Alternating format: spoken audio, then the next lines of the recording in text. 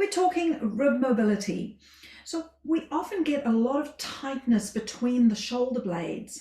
Now, most of the time, that can have to do with a lack of rib movement as well. So we're going to just explore an exercise that's going to release the tension between the shoulder blades, but also improve our rib mobility. So you're going to kneel.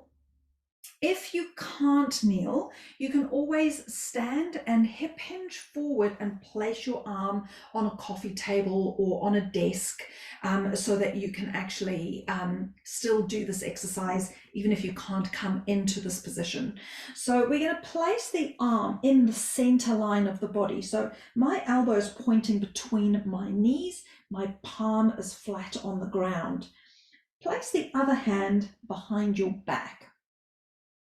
You're going to push yourself upwards. It's like you're a plant growing out of the ground. Your forearm are the roots.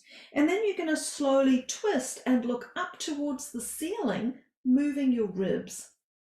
And then you're going to slowly come back and become the little seed back underneath the ground. Pushing up, growing your roots, and then twist and look towards the sunshine. And then slowly coming back down. So you can do this 5, 6, 7 times, whatever your body feels like it needs. Again, just take a moment to benchmark. Again, I feel a little bit lopsided now. I'm definitely going to go and do the other side. I'm going to have my root arm down on the ground, other hand in my low back, my elbow pointing to the space between my knees. Pushing up like a plant breaking through the soil, and then twisting and looking towards the ceiling.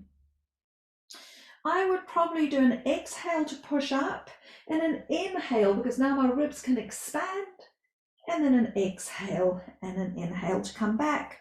Or you can just exhale and inhale smoothly through the movement. Whatever feels like the right thing for your body today. And then coming back. Beautiful. So hopefully you're taking your free slinky rib spine with you into the rest of your day.